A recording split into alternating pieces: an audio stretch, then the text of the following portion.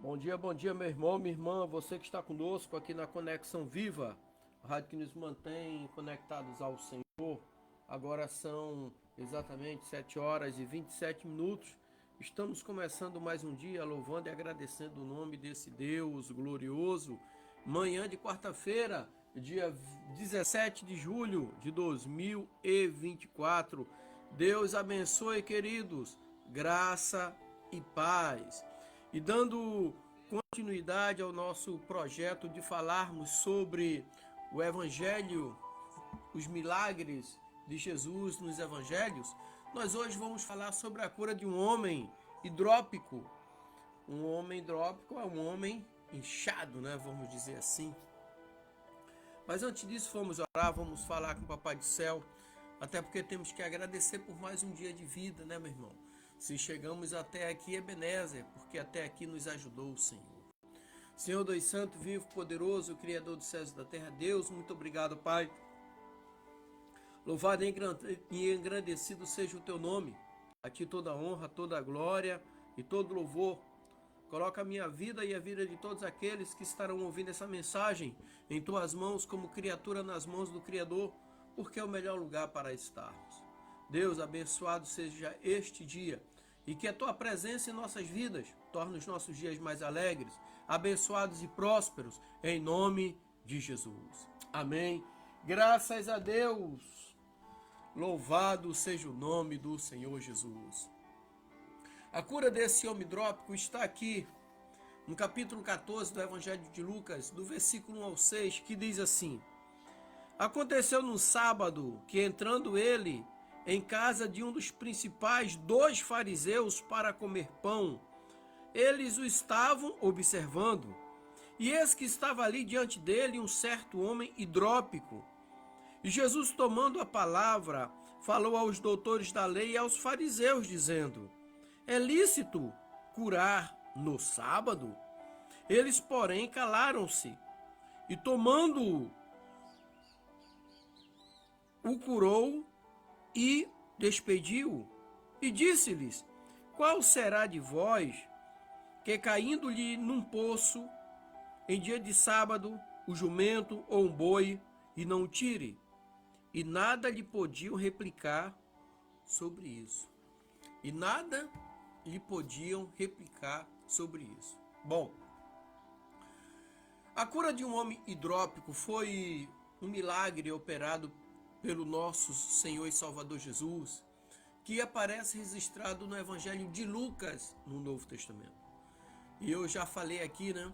É interessante lermos os textos de Lucas que falam sobre milagre, porque Lucas era um médico, conhecia a ciência para curar e conheceu agora o poder de Deus para curar todas as enfermidades. A expressão homem hidrópico basicamente significa que aquele homem sofria de uma doença que causava o acúmulo de fluido, de líquido, nas cavidades do seu corpo, causando um grande inchaço. E o interessante é que em todo o Novo Testamento a palavra hidrópico só aparece nesse texto de Lucas, que registra o milagre de Jesus. Em toda a Bíblia, em todo o Novo Testamento, a palavra hidrópico só aparece nesse texto de Lucas. E ele usa para registrar o milagre de Jesus. Ciência naquela época não tinha como curar. E a palavra que se refere à hidropsia traduz do grego hidrópicos, vem diretamente lá do grego essa palavra. Algumas versões traduzem esse termo simplesmente por corpo inchado. E tem sido entendido que o acúmulo anormal de líquido no corpo daquele homem era provavelmente sinal de alguma doença grave. Talvez nos rins, no fígado, no coração ou até mesmo no sangue. Mas a medicina não tinha tecnologia disponível para detectar o tipo de doença. Mas para Deus, tudo é possível. E tudo é possível ao que crer nesse Deus glorioso. O contexto da cura do homem hidrópico, né? O texto diz que a cura do homem ocorreu enquanto Jesus estava na casa de um fariseu. O fariseu é aquele judeu, né, que guarda o sábado sobre todas as coisas. Bate no peito, é o religioso. Jesus estava na casa de um religioso. E os religiosos não aceitam os milagres. Aqueles religiosos da época não aceitam os milagres. Como muitos hoje não aceitam milagres porque são religiosos demais. Parece que um fariseu notável da época havia convidado Jesus para ir à sua casa, para participar da importante ceia do sábado em sua casa, porque era comum todos os sábados eles se reunirem para comer a ceia do sábado. Mas o evangelista Lucas não deixa dúvida de que o propósito por trás daquele convite não era bom. O fariseu e seus amigos não estavam interessados na companhia de Jesus ao redor da mesa com eles. Mas na verdade eles queriam observar Jesus bem de perto. O propósito deles era encontrar em Jesus alguma violação da lei. Provavelmente com relação ao sábado. Por quê? Porque Jesus acabara de curar, dias atrás, na semana passada, uma mulher que estava encurvada, paralítica, há 18 anos. Ele curou justamente dentro da sinagoga, no sábado. E o chefe da sinagoga se opôs àquele milagre. Então eles queriam que Jesus estivesse ali no sábado observando ele, porque eles queriam encontrar alguma falha em Jesus. Em outras palavras, eles estavam tentando achar algum motivo de acusação contra Jesus. Tem pessoas, irmãos, que não vão gostar do milagre que Deus faz na tua vida, mas não se importe, você serve a Deus, não serve a homens. Homens não te dão a salvação eterna, quem dá é Deus em Jesus Cristo. Então o texto bíblico diz que naquela ceia havia também um homem hidrópico, inchado, líquido retido no corpo. A Bíblia não explica quem era esse homem, como ele foi parar naquela reunião. Alguns comentaristas sugerem que talvez os próprios fariseus tenham colocado aquele homem ali para testar Jesus.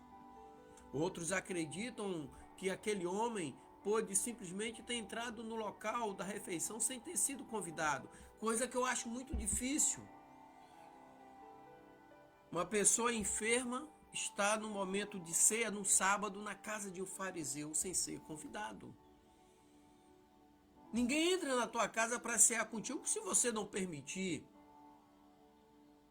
Ok? Então eu fico com a parte daqueles que defendem que aquele homem tenha sido convidado pelos fariseus para testar Jesus. Mas Jesus não é testado por ninguém, porque ele é Deus. Ele é o que é.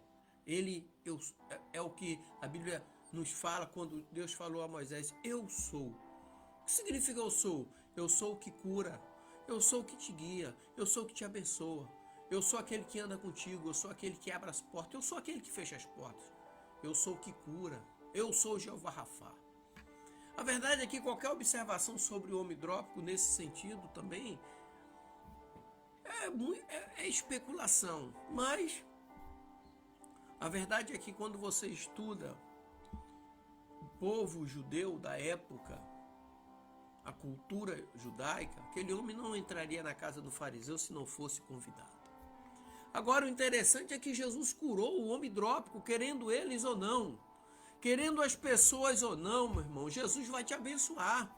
Vai depender só da tua fé, de como você está diante dele. Mesmo as pessoas torcendo contra, ninguém pode parar e barrar a vontade de Deus na tua vida e na minha vida.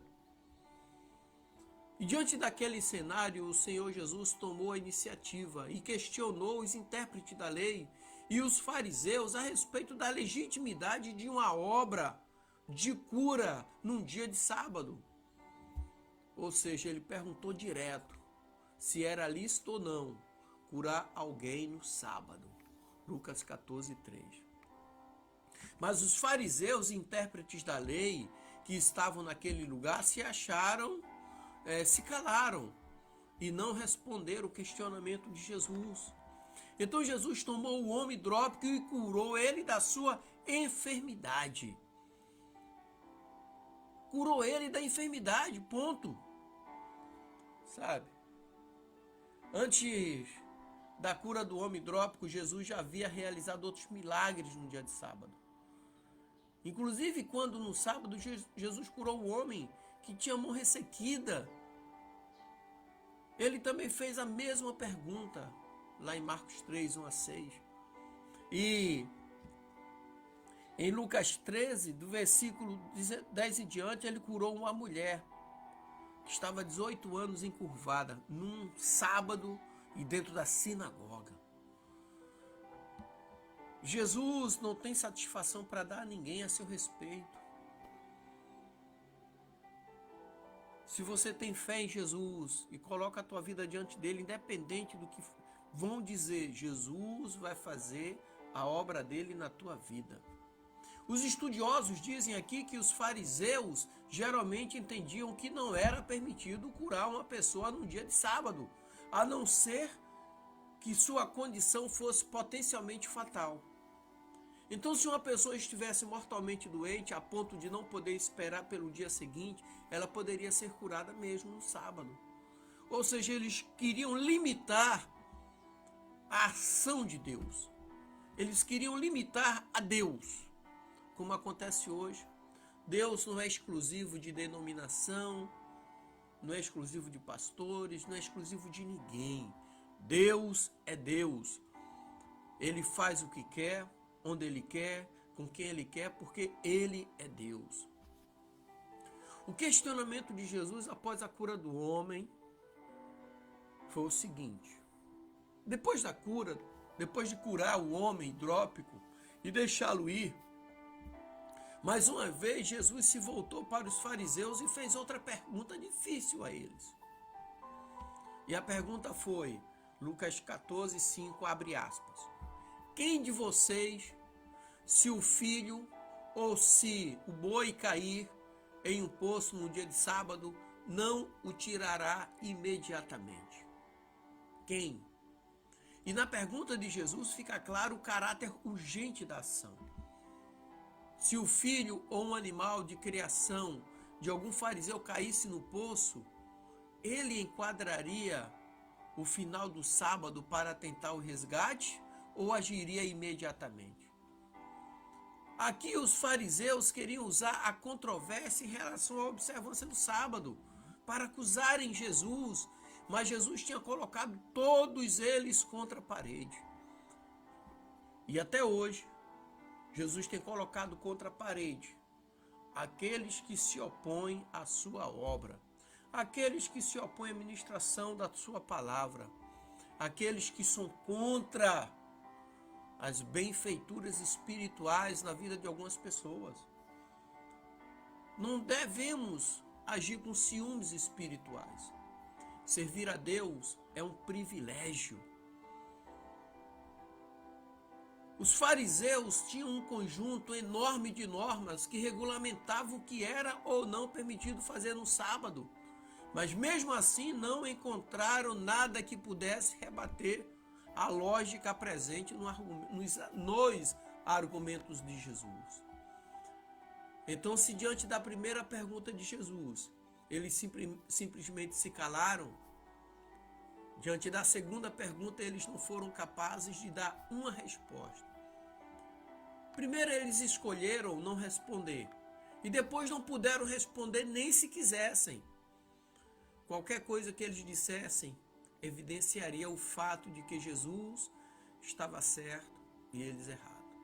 Jesus está sempre certo, fazendo a coisa certa para aqueles que nele confiam. Então a cura do homem hidrópico é mais um exemplo bíblico, não apenas da manifestação do poder de Cristo sobre as enfermidades, mas também da sabedoria de Jesus triunfando sobre os adversários da sua obra. Queridos, que Deus te abençoe, derrame bênção sobre a sua vida. Eu mando um abraço pro meu mano, meu vizinho, meu irmão em Cristo. Flávio, Deus abençoe, querido. Graça e paz. Flávio aqui de Itajaí. Mando um abraço pro Ramilson, lá de Natal, Rio Grande do Norte. Deus abençoe, querido, e derrame bênção sobre a sua vida. Lindoval e Lúcia, lá de Camaragibe, Pernambuco. Minha irmã Maria do Carmo, de Camaragibe, ali da Inabe, Jardim Primavera. E todos aqueles que nos ouvem ali, as crianças, seus alunos. Deus abençoe. Pastor Marcos Lacerda, querido, Deus derrame bênção sobre a sua vida em nome de Jesus.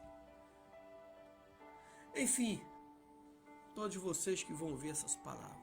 Meus amigos ali de Natal, que servimos juntos ali no ano de 85, turma de 85 ali, base naval de Natal. Deus abençoe a todos. Tenhamos um dia alegre, abençoado e próspero, em nome de Jesus. Graça e paz. E para você que está